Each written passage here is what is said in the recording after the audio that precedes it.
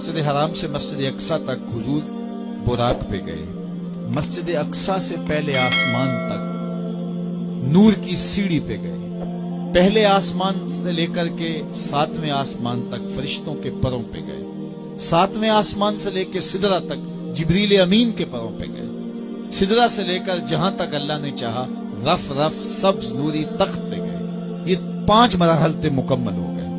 اور آج ہمیں خوشی کیوں نہ ہو، آج کی شب میرے اور آپ کے آقا و مولا وہاں تک پہنچے ہیں جہاں کسی کا خیال بھی نہیں پہنچ سکتا. کوئی فلک تے رہ یار گیا، کوئی جا سدرہ تے ہار گیا، ایک کالیاں زلفاں والا سی جڑا عرش تو بھی لنگ پار گیا.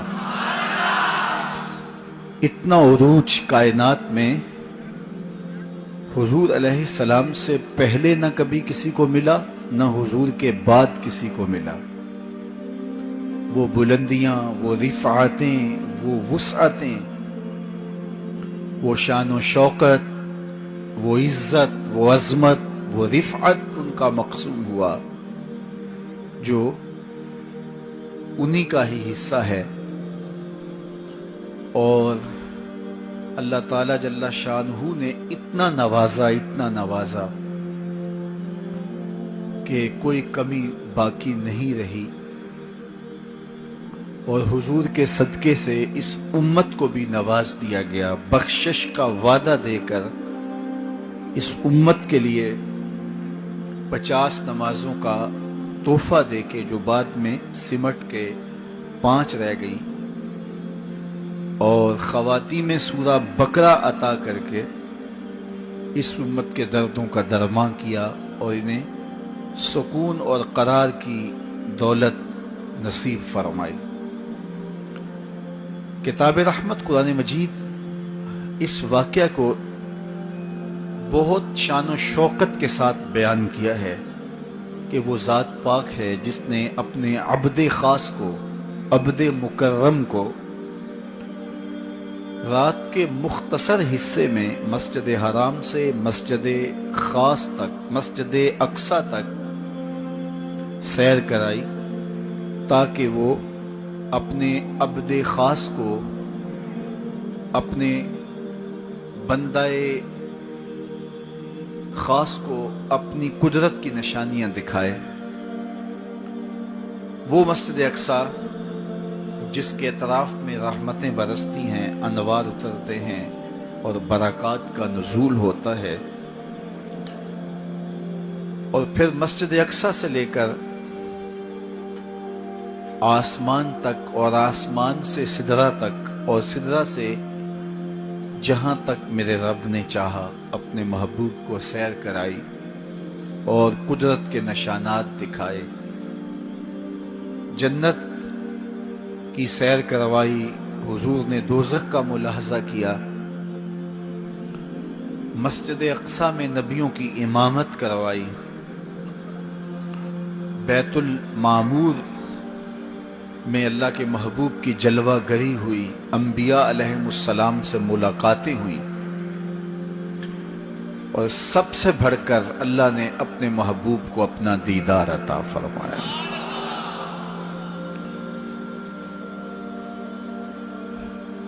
اب اس سرعت کے ساتھ، جس تیزی کے ساتھ حضور علیہ السلام تشریف لے گئے کہ رات کا مختصر حصہ تھا، قلیل وقت میں حضور گئے بھی ہیں اور آئے بھی ہیں. اور یہ ایک بہت بڑا امتحان تھا لوگوں کے لیے. کھرے اور کھوٹے کی پہچان ہونی تھی، لوگوں کے ایمان کا امتحان تھا، اور کفار نے اس پہ بہت ساری باتیں کی، اور ان کے ماننے میں یہ بھی نہیں آتا تھا کہ مسجد حرام سے مسجد اقصی تک کیسے گئے. ابو جہل نے گلی گلی جا کے پروپیگنڈا کیا کہ ہمارا کون سا مسجد اقصی میں آنا جانا نہیں ہے. تو 1 مہینہ جاتے ہوئے لگتا ہے، 1 مہینہ آتے ہوئے لگتا ہے، تو چھو کے بھی آنا ہو تو 2 ماہ چاہیے. اور یہ رات کے مختصر وقفے میں وہاں سے ہو کر آنے کی بات کر رہے ہیں، تو یہ کیسے ہم تسلیم کریں، یہ باتیں کیسے مان لیں؟ تو وہ مسجد حرام سے لے کے مسجد اقصی تک حضور علیہ السلام کے جانے اور آنے کو نہیں مانتے تھے، اور ماننے والوں نے کہا سر عرش بھی گئے ہیں اور واپس آئے ہیں، ہم اسے بھی مانتے ہیں۔ ابو جہل نے گلی گلی جا کے کہا، اور اس نے یہ سمجھا کہ یہ میرے ہاتھ ایک چیز آ گئی ہے جس سے میں لوگوں کو حضور سے دور کر سکوں، اور وہ پوچھتا پھرتا تھا بتاؤ یہ بات ماننے میں آتی ہے؟ اچانک حضرت ابو بکر صدیق رضی اللہ تعالی عنہ سے ملاقات ہو گئی، تو کہا ابو بکر تم ہی بتاؤ، اگر کوئی کہے کہ رات کے مختصر حصے میں گیا بھی ہوں اور پلٹ کے بھی آیا ہوں تو یہ بات ماننے میں آتی ہے؟ تو فرمایا بالکل ماننے میں نہیں آتی، چھو کے بھی آنا ہو تو 2 ماہ چاہیے۔ سمجھا لوہا گرم ہو گیا، اب چوٹ پورے ٹکانے پہ بیٹھے گی، تو کہنے لگا کہ پھر جن کا کلمہ تم پڑھتے ہو انہوں نے یہ دعویٰ کیا ہے۔ تو حضرت ابو بکر صدیق فرماتے ہیں کہ وہ اس سے بھی عجیب کرے تو میں وہ بھی ماننے کو تیار ہوں، وہ تو آسمان کی خبریں دیتے ہیں، ہم وہ بھی مانتے ہیں۔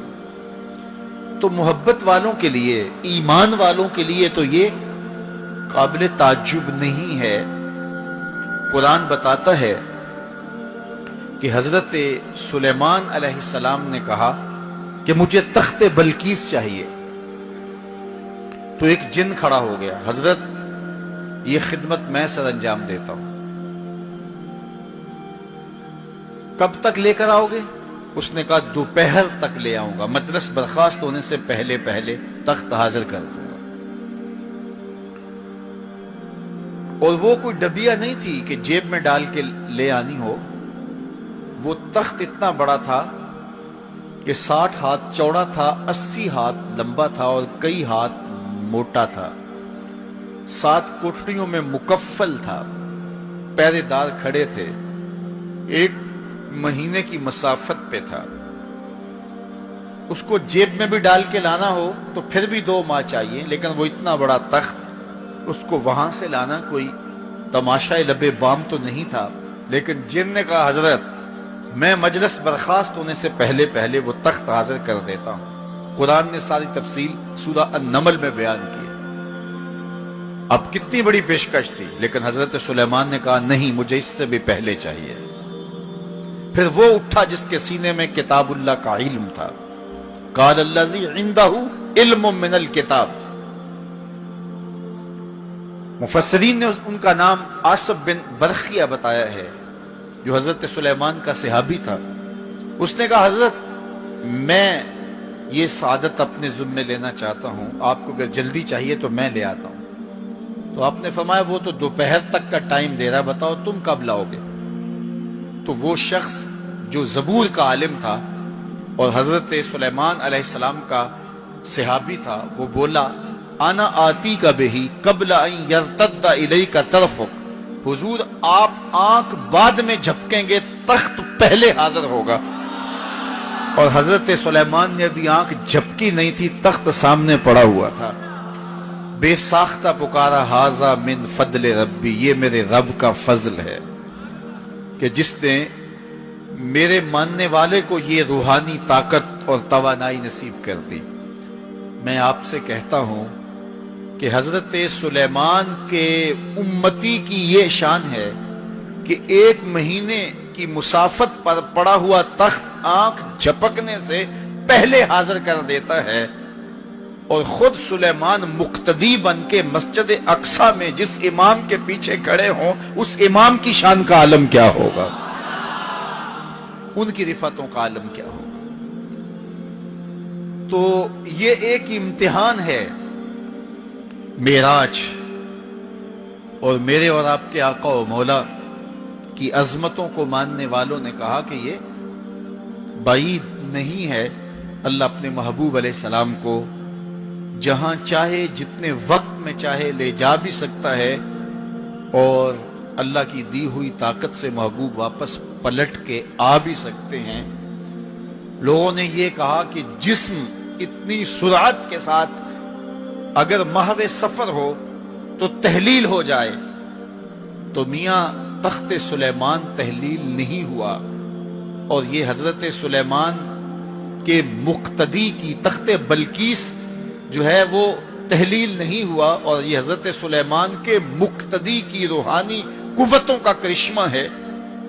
تو جب ان کے مقتدی کی قوتوں کا یہ کرشمہ ہے تو ان کے امام کی طاقتوں کا عالم کیا ہوگا اور رفتوں کا عالم کیا ہوگا۔ باقی یہ دعویٰ میرے رب کا ہے، سبحان الذی اسری بعبد، وہ ذات پاک ہے جس نے اپنے عبد خاص کو سیر کرائی۔ اور پھر دنیا ورطہ حیرت میں ہے کہ اتنے مختصر حصے میں، اتنے قلیل وقت میں کیسے گئے اور کیسے پلٹ کے آئے۔ اور میرے رب نے کہا کہ سن لو، یہ میرے محبوب کا سفر نہیں ہے، یہ میرے محبوب کی سیر ہے۔ سبحان الذی اسری، یہ میرے محبوب کا سفر نہیں ہے، یہ میرے محبوب کی سیر ہے۔ اور آپ جانتے ہیں سفر اور سیر میں فرق، سفر تیزی کے ساتھ کیا جاتا ہے۔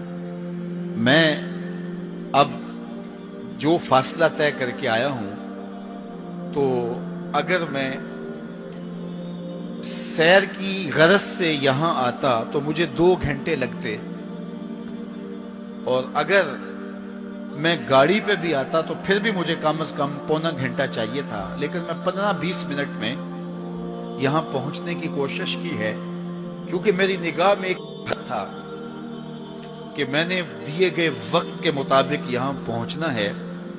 وہ تو باہر بے تحاشا رش نہ ہوتا تو میں وقت سے 5 منٹ پہلے ہی پہنچ پاتا۔ تو میں دائیں بائیں سے بے نیاز ہو کے اپنی منزل پہ نگاہیں گاڑے ہوئے سرپٹ دوڑ رہا تھا، اور یہاں تک آ پہنچا۔ لیکن سیر جو ہوتی ہے اس میں ہر منظر پہ رکا جاتا ہے، ٹھہرا جاتا ہے، کوئی نظارہ ہو تو اس سے لطف اندوز ہوا جاتا ہے۔ اب اتنی سرعت کے ساتھ گئے اور واپس پلٹ کے آئے، میرا رب کہتا ہے یہ میرے محبوب کا سفر نہیں تھا، یہ میرے محبوب کی سیر تھی۔ کیا سمجھو گے میرے محبوب کو جس کی سیر تمہاری سمجھ میں نہیں آتی؟ اگر وہ سفر کرے تو پھر کیسے سمجھو گے؟ یہ تو ابھی سیر ہے اور تم ورطہ حیرت میں ہو، کیسے گئے کیسے آئے۔ عقل والے کہتے ہیں کہ زمین، سطح زمین سے لے کر 44 میل تک ہوا ہے، اس کے بعد کرۂ خلا ہے، پھر کرۂ زمہریر ہے، پھر کرۂ نار ہے، پھر آسمان میں خرق و التیام ممکن نہیں، جسم کا صعود ممکن نہیں ہے، آسمان میں دروازے نہیں ہیں، آسمان ٹوٹ نہیں سکتا، پھٹ نہیں سکتا، تو کیسے کوئی آسمان سے گزر سکتا ہے؟ تو کیسے چلے گئے؟ ہم کہتے ہیں کہ حضرت آدم ماں حضرت حوا کے کیسے آئے؟ یہ رکاوٹیں ان کے راستے میں بھی تو تھیں۔ حضرت عیسیٰ علیہ السلام کے بارے میں ہمارا عقیدہ ہے کہ وہ پھانسی نہیں دیے گئے، سولی نہیں چڑھائے گئے، بلکہ اللہ نے ان کو آسمان پہ اٹھا لیا۔ تو یہ رکاوٹیں تو ان کے راستے میں بھی آئی ہوں گی، تو وہ کیسے چلے گئے؟ جب حضرت عیسیٰ جا سکتے ہیں، حضرت آدم آ سکتے ہیں، تو میرا نبی جا بھی سکتا ہے، میرا نبی آ بھی سکتا ہے۔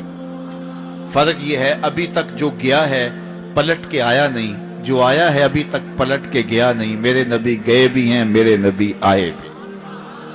سی راز میراج محبتاں دا نہیں سی کسے دی سمجھ وچ آن والا، سدیا طالب تے گیا مطلوب ہوتے، جبرائیل سی صد لے جان والا، بازے آخ دے بن دروازیاں تو کیویں پہنچیا عرش تے جان والا، ابر عقل نو ایتھے دخل کیے، جانے جان والا یا لے جان والا۔ یہ میرے رب کا دعویٰ ہے، اپنے محبوب کو سیر میں نے کروائی۔ تو کائنات میں جن رفعتوں تک، جن بلندیوں تک میرے حضور پہنچے، اچھا سیر کروائی کیوں؟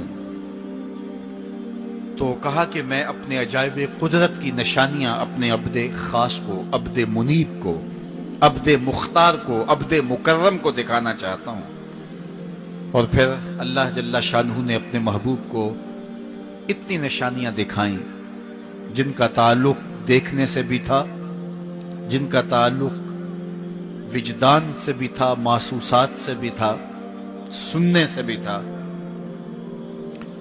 کبھی حضور علیہ الصلوۃ والسلام جنت کی خوشبو سونگھتے ہیں، نظاروں کی وادی دیکھتے ہیں، اور جنت کے محلات کو حضور ملاحظہ فرماتے ہیں، اور کبھی دوزخ کے اندر عذابوں میں مبتلا لوگوں کو حضور علیہ الصلوۃ والسلام دیکھتے ہیں، اور پھر اپنی امت کو بیان بھی فرمایا تاکہ وہ ان اعمال بد سے بچ جائیں جو جہنم میں لے جانے کا سبب اور ذریعہ ہے۔ آج کی شب خاص میں میں اور آپ اپنی زندگیوں پہ غور کریں اور حضور علیہ السلام نے وہ جو ہمیں خبریں دی ہیں ان کو دیکھیں، اور کوئی ایسی کوتاہی کہیں ہمارے اعمال میں تو نہیں ہے، اگر ہے تو اس کو اپنے سے دور کر کے ایک نئی زندگی کا آج سے آغاز کریں۔ حضور علیہ الصلوۃ والسلام نے فرمایا کہ میں نے کچھ لوگوں کو دیکھا کہ پتھروں سے ان کے سر کچلے جا رہے ہیں، اور پتھروں سے کچلنے کی وجہ سے ان لوگوں کے سر کیمے کی طرح ہو جاتے، کوٹ دیے جاتے ہیں پتھروں سے، لیکن تھوڑی دیر کے بعد پھر صحیح ہو جاتے ہیں، لیکن پھر دوبارہ ان کے سر کچلے جاتے۔ تو میں نے پوچھا جبریل یہ کون لوگ ہیں؟ تو کہا کہ یہ وہ لوگ ہیں کہ جن کے سر نماز کی وجہ سے بوجھل رہتے تھے، نماز جن کو بڑی بھاری لگتی تھی۔ کئی لوگوں کو نماز کا کہیں تو وہ 100 بہانے کرتے ہیں، اور ایک بہانہ تو ہر بے نمازی کرتا ہے، میرے کپڑے پاک نہیں ہیں۔ میرے والد گرامی فرمایا کرتے تھے تیرے کپڑے کیسے پاک ہو سکتے ہیں جب تو اللہ کے حضور جھکنا نہیں جانتا؟ جب اس کے حضور جھکنا سیکھ جائے گا تیرا لباس بھی پاک ہو جائے گا، تیرا بدن بھی پاک ہو جائے گا، تیرا تن بھی پاک ہو جائے گا، تیرا من بھی پاک ہو جائے گا۔ تو 100 بہانے تو ان کے سر نماز کی وجہ سے بوجھل ہو جاتے، اذان کی آواز سنتے اور پھر دوبارہ سرہانے پہ سر ڈال دیتے اور اٹھنے کی ہمت نہ پڑتی، حیا علی الصلاۃ حیا علی الفلاح کی دل فریب صدائیں کانوں میں پڑتی۔ تو ان کے سر نماز کی وجہ سے بوجھل ہوتے تھے، اور آج ان کے سر پتھروں سے کوٹے جا رہے ہیں۔ اس پورے اجتماع میں جو اس گراؤنڈ کے کناروں تک ہے اور باہر گلی میں بھی اس لاؤڈ سپیکر کے ذریعے سے بازار میں بھی سڑک پر بھی آوازیں پہنچ رہی ہوں گی، تو آپ سب اور میں غور کریں کہ ہماری زندگی میں کہیں نماز سے کوتاہی تو نہیں ہے، اور یہ بھی سن لیجئے کہ یہ معراج کا تحفہ خاص ہے جو حضور لے کر آئے ہیں۔ معراج کی شب جب حضور وہاں پہنچے، جب کسی کا تصور بھی نہیں پہنچ سکتا، تو اللہ نے اپنے محبوب علیہ السلام کو جو عطا کیا اس میں خواتین میں سورہ بقرہ تھی، سورہ بقرہ کی آخری آیات عطا کی گئی، امت کے ساتھ بخشش کا وعدہ کیا گیا اگر وہ شرک نہیں کرتی، اور جو سب سے اہم شے وہ یہ کہ 50 نمازوں کا تحفہ دیا گیا۔ آقا کریم علیہ السلام 50 نمازوں کا ہدیہ اور تحفہ لے کر کے واپس پلٹے، چھٹے آسمان پہ حضرت موسیٰ علیہ السلام سے ملاقات ہوئی، اور انہوں نے کہا کہ میں بنی اسرائیل کا تجربہ رکھتا ہوں، اور امتوں کا گہرا تجربہ رکھنے کی وجہ سے میں آپ سے عرض کرتا ہوں کہ آپ اللہ کی بارگاہ میں جائیے اور نمازوں میں تخفیف کی درخواست پیش کیجیے، یہ 50 نمازیں نہیں پڑھ پائیں گے۔ تو حضرت موسیٰ علیہ السلام کے کہنے پہ حضور دوبارہ بارگاہ عزدی میں حاضر ہوئے اور عرض کی، تو 5 نمازوں کی رخصت ہو گئی، 45 رہ گئی، تو واپس پلٹے تو حضرت موسیٰ علیہ السلام نے پھر کہا کہ یہ 45 بھی نہیں پڑھ سکیں گے، آپ اللہ کی بارگاہ میں دوبارہ تخفیف کی درخواست پیش کیجیے۔ تو حضور دوبارہ جاتے، پھر آئے، پھر انہوں نے کہا، 9 مرتبہ واپس بھیجا، اور 50 سے 5 نمازیں رہ گئی۔ جب 5 نمازیں لے کے حضور واپس آ رہے تھے تو حضرت موسیٰ پھر ملے، اور انہوں نے ایک بار پھر کہا ایک بار اور جائیے۔ اب عادت باری کیا ہے، ہر بار درخواست کرنے سے 5 نمازوں کی رخصت ملتی ہے، اب رہ ہی 5 گئی ہیں، تو عادت باری کے مطابق اب یہ 5 بھی معاف ہو جائیں گی۔ تو حضور نے فرمایا مجھے رب سے شرم آتی، رب سے حیا آتی، امت سے توقع کی کہ یہ امت اتنی نکمی تو نہیں ہے کہ 5 نمازیں بھی نہ پڑھے. تو میرے اور آپ سے یہ ہمارے آقا و مولا کی توقع تھی کہ ہم 5 نمازیں ادا کریں، اور یہ 5 نمازیں ہمیں ثواب 50 کا عطا کریں گے. لا تبدیل لکلمات اللہ، اللہ کی باتیں تبدیل نہیں ہوتی. بظاہر یہاں 9 مرتبہ تبدیلی آئی ہے، لیکن اللہ نے ایک ضابطہ دیا، من جاء بالحسنۃ فلہ عشر امثالھا، جو ایک نیکی کرے 10 کا ثواب دیتا ہوں، پڑھو گے 5 ثواب 50 کا عطا کروں گا، چونکہ اللہ کی باتیں تبدیل نہیں ہوتی. تو یہ 5 نمازیں تحفہ معراج ہیں جو حضور لے کر کے آئے ہیں. اسی لیے الصلاۃ معراج المومنین کہا گیا کہ معراج اہل ایمان کے لیے، نماز اہل ایمان کے لیے معراج ہے. حضور کا معراج تو یہ کہ رخ مالک سے پردے اٹھے اور دیدار الہی کیا، اور وہاں تک پہنچے جہاں کسی کا تصور بھی نہیں پہنچ سکتا. لیکن اس امت کے لیے معراج یہ ہے کہ جب وہ پیشانی سجدے میں رکھ کے سبحان ربی الاعلیٰ کہتی ہے، اتنی رحمتیں برستی ہیں کہ اگر لوگوں کو پتا چل جائے کہ ہم جب سجدے میں ہوتے ہیں تو کتنی رحمتیں برستی ہیں تو وہ سجدے سے ساری نہ اٹھائیں. اتنی رحمتوں کا نزول ہوتا ہے. اس لیے اس امت کا معراج یہ ہے کہ یہ 5 گانا نماز شعار زندگی بنا لے، کبھی بھی نماز قضا نہ ہونے دے. اپنی زندگی میں نمازوں کو اس طرح شامل کرے کہ نماز کا وقت آئے تو بے چینی ہو کہ نماز کی ادائیگی ہو، اور ایک نماز کے بعد دوسری نماز کا انتظار کرنے لگ جائیں. میرے اور آپ کے آقا و مولا نے فرمایا، مجھے تمہاری دنیا سے صرف 3 چیزیں پسند ہے. حبب الی من دنیاکم ثلاث، تمہاری دنیا سے صرف 3 چیزیں پسند ہے: خوشبو، پاکیزہ عورتیں، اور میری آنکھوں کی ٹھنڈک نماز میں رکھی گئی. حضور نماز کو آنکھوں کی ٹھنڈک قرار دیں، اور فرمایا بلال حبشی کو جب اذان کے لیے کہتے تو یہ فرماتے، ارحنا یا بلال، بلال اٹھو اور ہمارے سینے کو راحت پہنچا دو. تو نماز سے حضور کے قلب کو، حضور کے سینے کو راحت پہنچتی تھی. میں اور آپ جتنے لوگ یہاں آئے ہیں، اور جس ہجوم کے ساتھ، جس شوق کے ساتھ، جس ولولے کے ساتھ اور جس محبت کے ساتھ آئے ہیں، یقیناً آپ اور میں حضور کو راضی کرنے آئے ہیں، اپنے رب کو راضی کرنے آئے ہیں، آقا دو عالم کی رضا کے حصول کے لیے ہم آئے ہیں. تو حضور کی رضا کے طالب بن کے آج کے اس اجتماع میں آنے والوں، اگر تم چاہتے ہو کہ حضور ہم سے راضی ہو جائیں، تو اگر بدقسمتی سے کوئی بے نمازی ہے تو آج عزم کر کے جائے کہ آج کے بعد نماز نہیں چھوڑوں گا، اللہ کے رسول راضی ہو جائیں گے انشاءاللہ.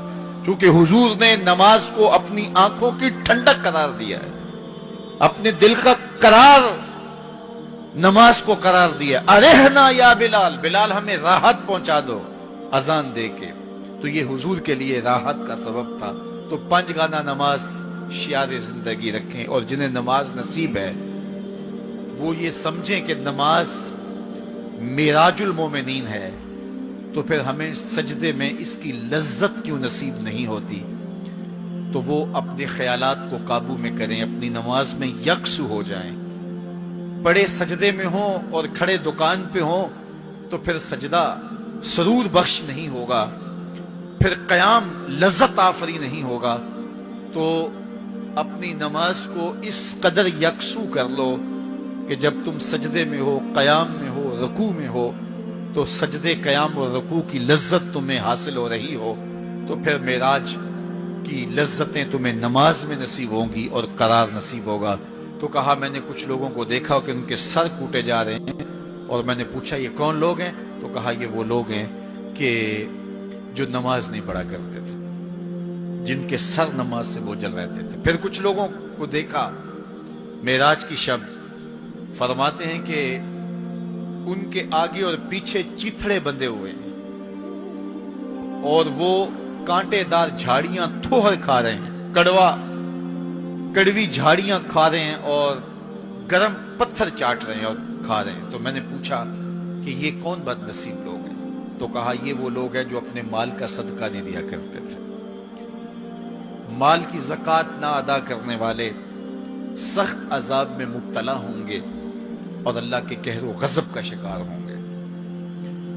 اور پھر فرمایا میں نے ایسے لوگوں کو بھی دیکھا کہ جن کے سامنے انواع و اقسام کے کھانے پڑے ہوئے ہیں، ہنڈیا کے اندر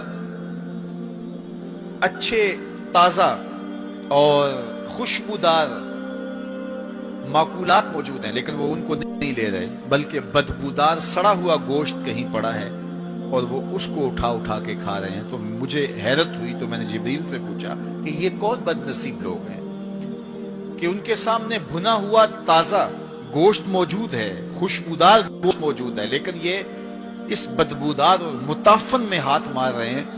تو کہا یہ آپ کی امت کے وہ بد نصیب لوگ ہیں کہ جن کو پاک طاہر اور پاکیزہ بیویاں میسر تھی، لیکن اس کے باوجود وہ ناپاک عورتوں کے بستروں پہ راتیں بسر کرتے تھے۔ دور موجود کے اندر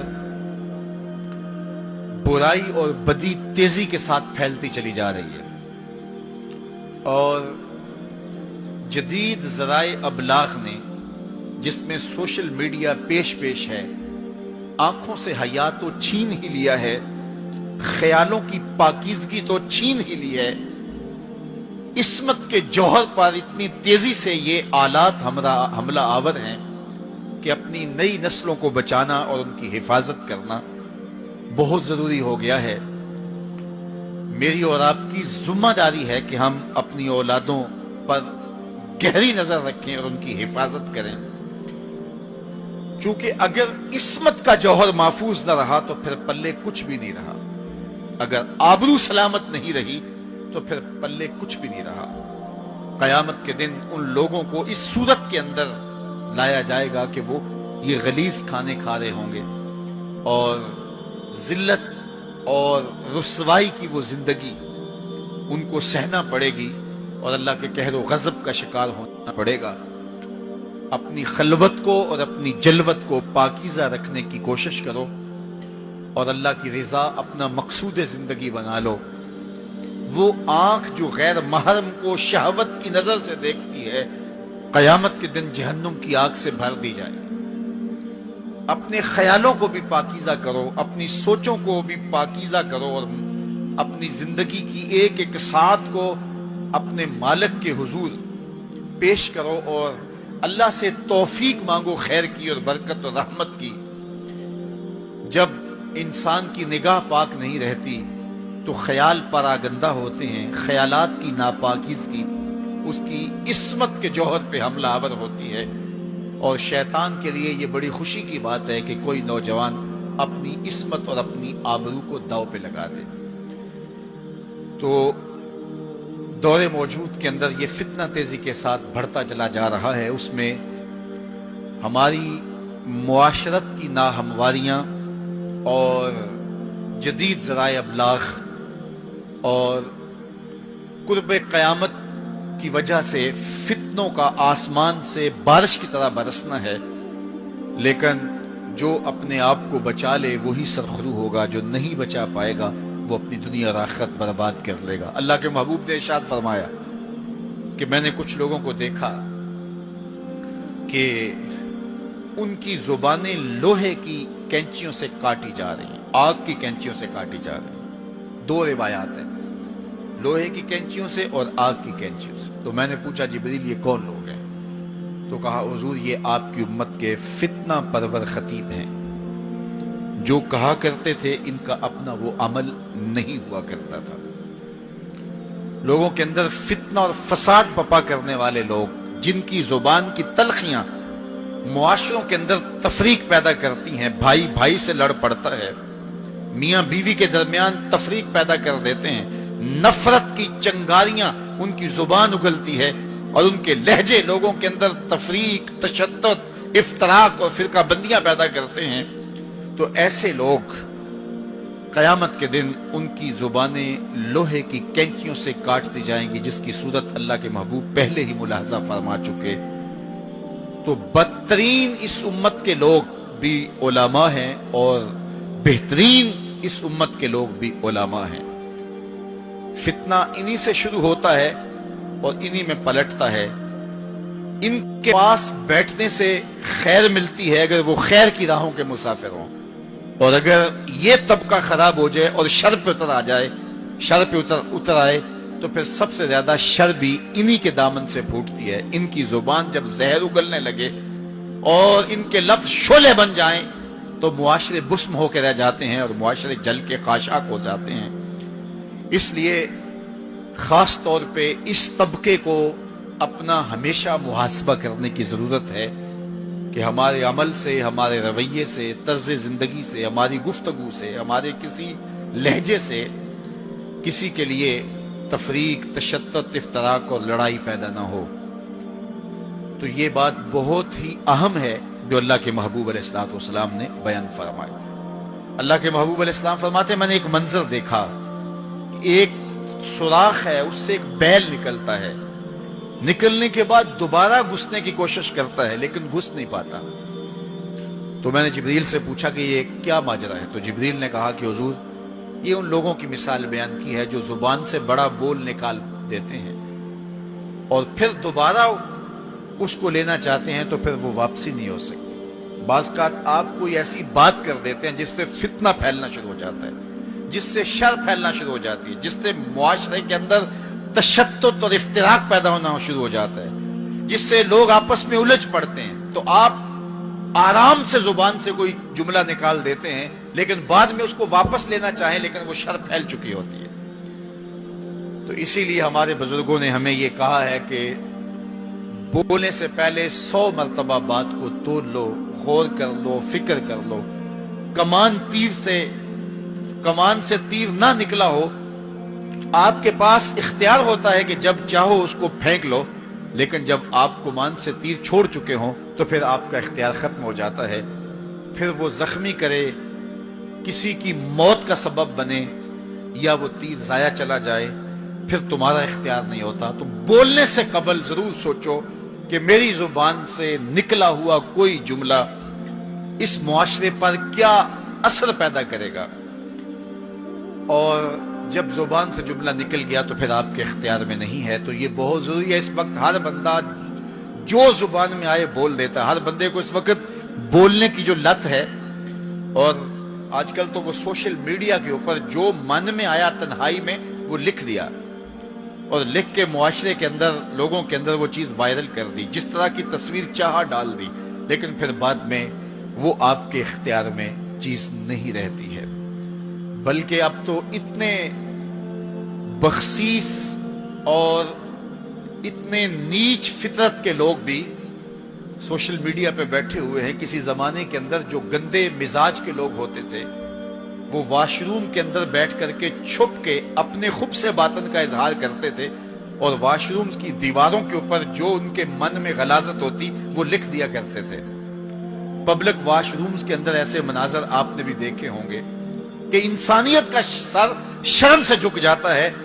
ایسے چھوٹی سوچ کے لوگ وہاں بیٹھ کر کے جو ہے وہ لکھ دیا کرتے تھے۔ اب وہی لوگ، ان کو ایک سوشل میڈیا کا پلیٹ فارم مل گیا ہے اور وہ یہاں اپنے بند کمرے میں جو چاہیں لکھ کے اس کے اوپر ڈال دیں، اور اس کی شر اور اس کا فساد اور اس کی غلاظت، اس کی گندگی کے چھینٹے کہاں کہاں تک پہنچتے ہیں، ان کو اس سے غرض نہیں ہوتی۔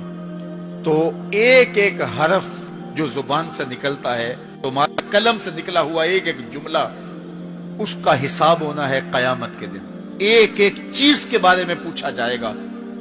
اور آج اگر تم سوشل میڈیا پہ کوئی بات چھوڑتے ہو، یا کسی مجمع عام کے اندر کوئی بات کرتے ہو، یا تنہائی کے اندر کوئی بات کرتے ہو اور پھر اس کی شر پھیلتی ہے، تو وہ شر تو پھر سفر کرتی رہے گی۔ تم اب وہ جملے کہنے چھوڑ بھی دو، تم اپنا وہ اکاؤنٹ بند بھی کر دو، لیکن وہ شر، وہ غلاظت، وہ گندگی، وہ چھینٹے جو اڑے تھے وہ آگے بڑھتے رہیں گے، اور اس کا گناہ تمہارے نامہ اعمال میں، تمہارے کھاتے میں درج ہوتا رہے گا، حتیٰ کہ تم مر بھی گئے تو پھر بھی تمہارے نامہ اعمال کے اندر وہ سب کچھ اترتا رہے گا۔ اس لیے اپنے آپ کو محتاط کرنے کی ضرورت ہے، اور اپنے ایک ایک لمحے کو محفوظ کرنے کی ضرورت ہے۔ اپنے وقت کو قیمتی جانو، اپنی زبان کو کھولنے سے قبل 100 بار سوچو کہ جو میں لفظ کہہ رہا ہوں وہ کیا مجھے کہنا چاہیے یا نہیں؟ میرے اور آپ کے آقا و مولا نے فرمایا جو اللہ اور پچھلے دن پر ایمان رکھتا ہے وہ خیر کی بات کہے ورنہ چپ رہے، اس کا چپ رہنا اس کے لیے بہتر ہے، اور اگر وہ کہنا چاہتا ہے تو وہ خیر کی بات کہے۔ تو فرمایا میں نے وہاں بیل نکلتے ہوئے دیکھا اور پھر دوبارہ گھسنا چاہتا ہے تو گھس نہیں پاتا، تو کہا جبریل نے کہ یہ وہ بول ہے جو زبان سے نکالا جا چکا ہے، اب دوبارہ زبان میں اس کو داخل نہیں کیا جا سکتا۔ اور مختلف صورتیں حضور نے دیکھی، لوگوں کو عذابوں کے اندر مبتلا دیکھا، لوگوں کو تکلیفوں کے اندر مبتلا دیکھا، کسی کو خون کی نہر کے اندر غوطے کھاتے دیکھا، کسی کے پیٹ کے اندر سانپ دیکھے۔ اور جبریل سے پوچھا تو جبریل نے عرض کی یا رسول اللہ یہ سود خور ہے، یا رسول اللہ یہ حرام کھانے والا ہے، یہ فلاں جرم کا مرتکب شخص ہے۔ تو وہ صورتیں حضور علیہ السلام کو دکھائی گئی اور وہ مناظر حضور کو دکھائے گئے، اور دوسری جانب جنت میں حضور نے ان خوش نصیب لوگوں کو بھی دیکھا کہ جن کی نیکیوں کی وجہ سے وہ اللہ کی رحمتوں کے حصار میں ہیں۔ ایک شخص کو دیکھا جو نور عرش میں ڈوبا ہوا ہے اور وہ نور ہی نور میں ہے، اللہ اکبر۔ تو جبریل سے حضور نے پوچھا یہ کون شخص ہے؟ تو جبریل امین نے اس کی 3 خوبیاں بیان کی، ان میں سے ایک خوبی یہ تھی کہ وہ اپنے والدین کا فرما بردار ہے۔ حضور علیہ السلام نے معراج کی شب بہت نظارے دیکھے، جنت دوزخ کو مشاہدہ کیا۔ حضور نے انبیاء علیہ السلام سے ملاقاتیں کی، پہلے آسمان پہ حضور علیہ السلام نے حضرت آدم علیہ السلام کو دیکھا، دوسرے آسمان پہ دیگر حتیٰ کہ 7ویں آسمان تک مختلف نبیوں کو دیکھا، اور پھر اس کے بعد حضور علیہ السلام 7 آسمانوں سے گزرتے ہوئے جب سدرۃ المنتہا پہ پہنچے تو جبریل امین نے کہا کہ حضور اب اس سے آگے میں نہیں جا سکتا۔ اللہ اکبر۔ پھر سبز نوری تخت آیا جس پہ حضور جلوہ فراز ہوئے، رف نامی اس تخت پہ حضور بیٹھے، پھر حضور وہاں تک پہنچے جہاں کسی کا خیال بھی نہیں پہنچ سکتا۔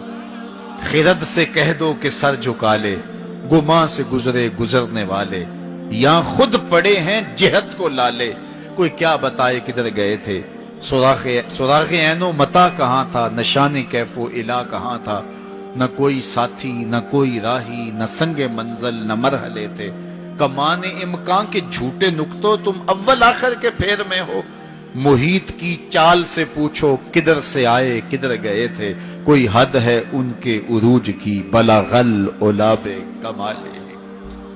حضور علیہ السلام فرماتے رأیت ربی فی احسن صورہ۔ اللہ اکبر۔ سب سے بڑی دولت جو حضور نے ملاحظہ کی، سب سے بڑا نور جو حضور نے دیکھا، سب سے بڑی قدرت کی نشانی جو حضور نے دیکھی، وہ یہ تھا کہ حضور نے سر کی آنکھوں سے اپنے رب کا دیدار کیا۔ نور ہی نور، اجالے ہی اجالے، روشنیاں ہی روشنیاں۔ اللہ اکبر۔ خود بلایا محبوب کو اور اپنا جلوہ دکھایا۔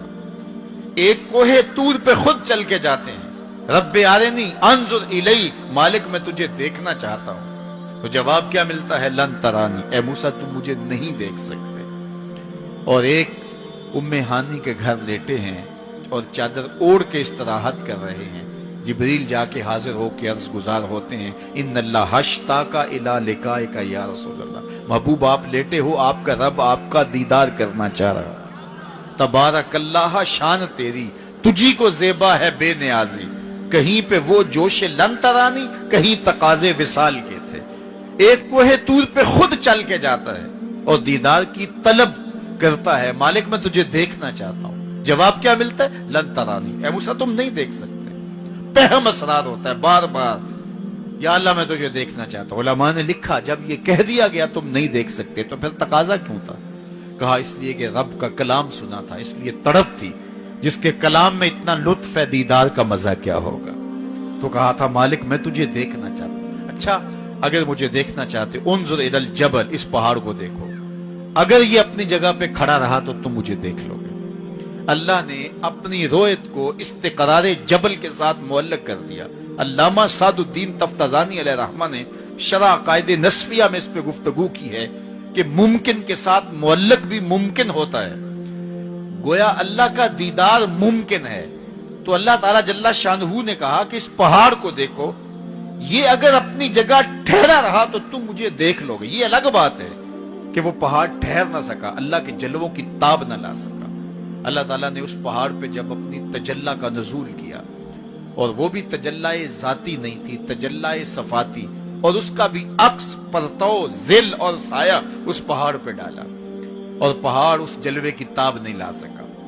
طور جلنے لگا. خر موسیٰ صاعقہ قرآن بتاتا ہے. حضرت موسیٰ علیہ السلام بھی بے ہوشی کی کیفیت میں زمین پر تشریف فرما ہو گئے. اللہ اکبر. اس کے بعد جب ہوش میں آئے تو حضرت موسیٰ اللہ کی بارگاہ میں عرض گزار ہے، مالک میں تیرے حضور توبہ کرتا ہوں، میں نے تقاضا ہی کیوں کیا. اللہ اکبر. جلووں کی تاب نہیں لا سکے، اور وہ تجلی ذاتی بھی نہیں تھی، تجلی صفاتی تھی، اور وہ بھی تجلی صفاتی کا عکس تھا، سایہ تھا، اور وہ بھی پہاڑ پہ پڑا.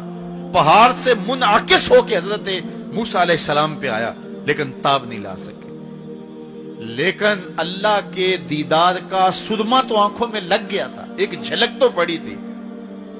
امام حلبی نے لکھا ہے کہ اس کے بعد حضرت موسیٰ کی نگاہوں کا عالم یہ تھا کہ کالی رات کے اندھیرے میں کالے پتھر پر کالے رنگ کی چیونٹی کو 9 فراسخ دور سے، ایک فرسخ 3 میل کا ہوتا ہے، 27 میل دور سے، تقریباً 50 کلومیٹر دور سے کالے رنگ کی چیونٹی کو کالے پتھر پر کالی رات کے اندھیرے میں چلتا ہوا دیکھ بھی لیتے تھے، اس کے قدموں کی آہٹ کو سن بھی لیتے تھے.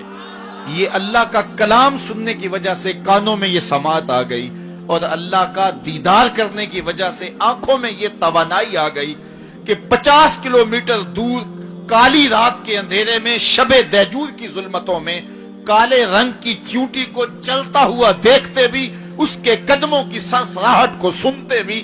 یہ اس کی نظر کا کمال ہے جس نے تجلی صفاتی کا پرتو پہاڑ پہ پڑتے ہوئے دیکھا اور تاب نہ لا سکا، اور جو ذاتی تجلیوں میں گم رہا اور آنکھ بھی نہیں جھپکتا. اس محمد عربی کی نگاہوں کا عالم کیا ہوگا، ان کی نظروں کا عالم کیا ہوگا. اسی لیے فرمایا انی ارا ما لا ترون واسمع ما لا تسمعون. جو میں دیکھتا ہوں وہ تم نہیں دیکھتے، جو میں سنتا ہوں وہ تم نہیں سنتے. تو تجلی صفاتی کا پرتو پڑا ہو تو نظر اتنی تیز ہو جائے، اور تجلی ذاتی کا عکس جس نے دیکھا، تجلی ذاتی کے جلووں میں جو گم رہا ہو، تو اس کی نگاہوں کا عالم کیا ہے. اللہ اکبر. یہاں تو خر موسیٰ صاعقہ ہے، وہاں کیا ہے، ما زاغ البصر وما طغى. آنکھ نہ ہی تو چندھیائی اور نہ حد ادب سے متجاوز ہوئی. کیسی آنکھ ہے، جب جلوائے محبوب دیکھا تو آنکھ چندھیائی بھی نہیں. آپ سورج کو دیکھیں اور وہ دوپہر پر ہو اور جو ہے وہ پورے جلال پر ہو تو آپ کی آنکھیں چندھیا جاتی ہیں، آپ دیکھ نہیں پاتے، آنکھوں میں پانی اتر آتا ہے. اب یہ آنکھیں کیسی تھیں کہ جب جلوائے جمال خدا دیکھا تو خدا کہہ رہا ہے، رب کہہ رہا ہے، ما زاغ البصر. کیسی آنکھیں ہیں کہ جو چندھیائی نہیں ہے، وما طغى، اور حد ادب سے متجاوز بھی نہیں ہوئی ہے. دنیا پر ایسا ہوتا ہے، کسی منظر کو کوئی نظر دیکھے تو نظر منظر کی تعریف کرتی ہے نا. کوئی نظارہ دیکھے تو ناظر تعریف کرتا ہے نا، واہ واہ کیسا نظارہ تھا، کیسا منظر تھا. دنیا کے اوپر یہی ہوتا آیا ہے. لوگ جاتے ہیں گلزاروں کو، پہاڑوں کو، کوساروں کو، وادیوں کو دیکھنے کے لیے، تو واپس پلٹتے ہیں تو کہتے ہیں کیا منظر تھا یار. پہاڑوں پہ جمی ہوئی برف، پھوٹتے جھرنے، بہتی ندیاں، کیا منظر تھا، کیا خوبصورت درخت تھے، اور درختوں کے اوپر کیا قدرت کے جمال کے رنگ تھے. اقبال بھی ایک منظر دیکھ کر آئے تو واپس کسی نے پوچھا کیا دیکھا وہاں، تو انہوں نے کہا من خدا را آنجا دیدم بے حجاب، میں نے اس کے جلوے وہاں بے نقاب دیکھے. تو جب کوئی ناظر کسی منظر کو دیکھتا ہے تو ناظر منظر کی تعریف کرتا ہے کہ واہ واہ کیسا منظر تھا، آنکھوں سے ہٹتا ہی نہیں ہے. یہ پہلی مرتبہ دنیا میں ایسا ہوا کہ ناظر نے منظر کو دیکھا تو منظر کہنے لگا واہ کیسی آنکھ ہے جو نہ چندھیاتی ہے نہ حد ادب سے گزرتی. یہ پہلی بار ایسا ہوا. ما زاغ البصر وما طغى. تو محبوب کریم نے اللہ اکبر اگر یہ کہا جائے کہ حضور کی روح نے معراج کیا تھا، یہ خواب دیکھی تھی، تو یہ آیت اس کی دلیل ہے کہ جب خواب دیکھی جاتی ہے تو یہ آنکھیں بند ہوتی ہیں. خواب خیال سے دیکھی جاتی ہے، وہ ایک خیال ہے جو پرواز کرتا ہے، اس کا تعلق دماغ سے ہوتا ہے. اور اگر روح کا دیکھنا ہو تو وہ روح بھی آنکھوں سے نہیں دیکھتی، ان آنکھوں سے، اس کی روح کی اپنی آنکھیں ہیں. تو جب آنکھوں کا ذکر کیا کہ آنکھ چندھیائی نہیں اور حد ادب گزری نہیں، تو محبوب پتا چلا کہ جو جلوہ دیکھا تھا وہ خواب میں نہیں دیکھا تھا، وہ اس آنکھ نے دیکھا تھا. جو جلوہ دیکھا تھا وہ آنکھ نے دیکھا تھا. اسی لیے تو بات آنکھ پہ ہو رہی ہے. ما زاغ البصر وما طغى، آنکھ چندھیائی نہیں، حد ادب سے گزری نہیں. تو معلوم ہوا کہ جو دیکھا تھا وہ آنکھ نے دیکھا ہے، اسی لیے تو آنکھ کی بات ہو رہی ہے.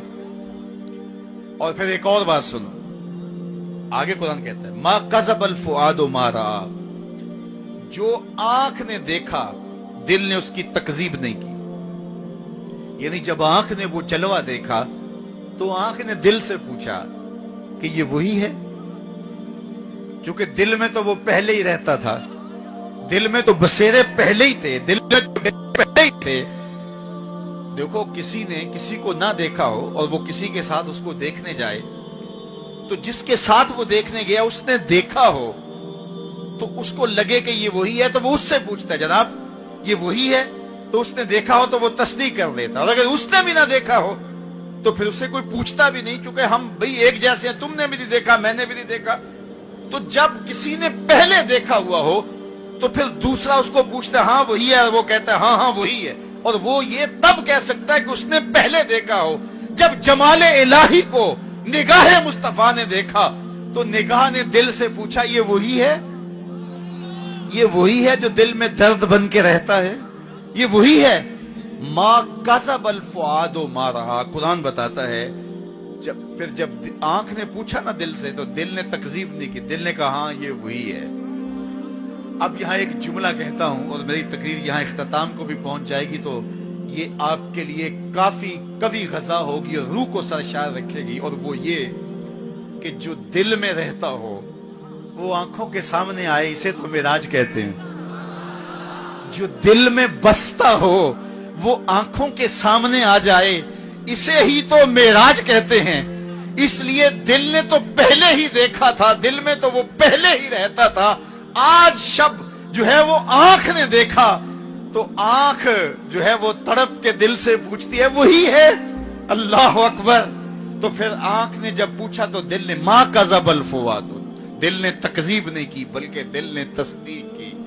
اللہ اکبر. قرآن پوچھئے، قرآن کہتا ہے افتمارونہ علی ما یری، تم بحث کر رہے ہو، لڑ رہے ہو، الجھ رہے ہو آپس میں اس پر کہ جو اس نے دیکھا، تم دیکھنے پہ الجھ رہے ہو. وَلَقَدْ رَآهُ نَزْلَةً أُخْرَى، جو پھر اس نے 2 بار دیکھا. تم ایک بار کی بات کر رہے ہو، اس نے 2 بار دیکھا. اللہ اکبر. ما کذب الفؤاد ما رأى. آنکھ کیسی ہے، حد ادب سے آگے نہیں گزرتی، چندھیاتی بھی نہیں ہے. بات ساری آنکھ کی ہو رہی ہے تو پھر بات خواب کی کہاں آ گئی؟ آنکھ کی بات ہو رہی ہے، آنکھ ہی دل سے پوچھ رہی ہے، تو بار بار آنکھ کی بات ہو رہی ہے. آنکھ نے دیکھا، آنکھ نے دیکھا. اچھا صرف دیکھا ہی کوئی بات نہیں ہوئی؟ اللہ اکبر. صرف دیکھا ہی کوئی بات نہیں ہوئی؟ قرآن سے پوچھتے ہیں، سورہ نجم اٹھاتے ہیں، فَأَوْحَى إِلَىٰ عَبْدِهِ مَا أَوْحَىٰ، کہاں باتیں بھی ہوئی تھی. اللہ اکبر. اب ساری توجہ ادھر ہوگی. کیا بات ہوئی؟ اعلامیہ کیا جاری ہوا؟ یہ مرکزی نقطہ ہے نا. ملاقات ہوئی ہے، اب کان کھڑے ہو گئے. پھر کوئی بات بھی ہوئی؟ جواب آیا ہاں ہوئی. فَأَوْحَىٰ، ہاں بات ہوئی. فَأَوْحَىٰ إِلَىٰ عَبْدِهِ، اس نے اپنے بندے سے کوئی بات کی. اب سماعتیں رک گئیں، سانسیں بھی رک گئیں. اب سنیں تو صحیح کیا بات ہوئی. اب سنو کیا بات ہوئی. اور اس بات پہ بات ہی ختم ہے. کیا لفظ ہیں اور کیا قرآن کا اسلوب ہے. قرآن تو واقعی اللہ کا کلام ہے. پھر ذرا سنیے ذرا کیا منظر ہے، لطف کیا ہے کہ ملاقات ہوئی. ملاقات کو قرآن بیان کر رہا ہے. آنکھ جھپکی نہیں ہے، بات قرآن بتا رہا ہے. آنکھ نہ جھپکی ہے نہ حد ادب سے آگے گزری ہے. یہاں ایک اور بات عرض کرنا چاہوں گا، حد ادب سے آگے نہیں گزری، حد ادب سے متجاوز نہیں ہوئی. تو یہ جملہ بتاتا ہے یہ جبریل سے ملاقات کی بات نہیں بتائی جا رہی، یہ رب سے ملاقات کی بات بتائی جا رہی ہے. یہ حد ادب کی جو بات ہے اس بات کو سمجھیں. پھر کہا، آنکھ نے پوچھا دل سے، دل نے کہا یہ وہی ہے. اللہ اکبر. آگے بڑھے، اب بات بھی کوئی ہوئی.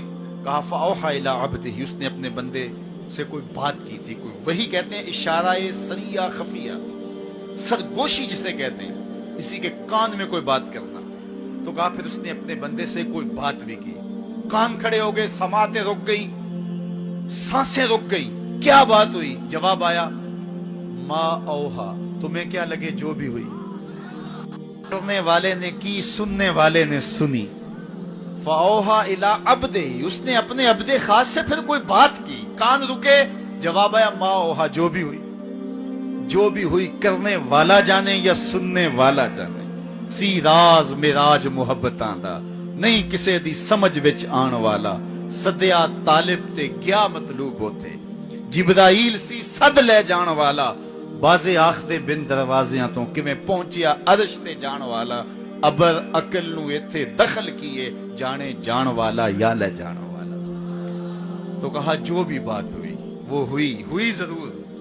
اللہ اکبر. لیکن اتنا سمجھ لو جو بھی بات ہوئی اس میں گناہگاروں کی بخشش کا پیکج ضرور تھا، اس میں گناہگاروں کی بخشش کی کہانی ضرور ہے. یہ بات اچھی طرح سمجھ لو. اس لیے تم خوشیاں منا رہے ہو، اسی لیے تمہارے چہرے کھلے ہیں معراج کی شب، کہ آج کی شب رب سے محبوب نے جو بات کی ہے اس میں گناہگاروں کی نجات کی ضمانت اپنے رب سے لی ہے. اللہ اکبر. تو وہ شان عطا کی، وہ رفعت نصیب ہوئی، وہ بلندیاں نصیب ہوئی جو کسی اور کا مقسوم نہیں ہے. ایک شب کا محفل معراج کیا، ساری زندگی ان کے نام پر درود پڑھتے رہیں، ان کے دین کے لیے اپنے آپ کو وقف کر دیں اور ایک ایک سانس ان کے نام کر دیں. حق کے شکر پھر بھی ادا نہ ہو، اس لیے کہ ہماری بخشش کی ضمانت اسی دہلیز سے ہوئی، اسی چوکھٹ سے ہوئی. یہ سارے اجالے، یہ ساری روشنیاں کائنات کے اندر جو آپ کو دکھائی دیتی ہیں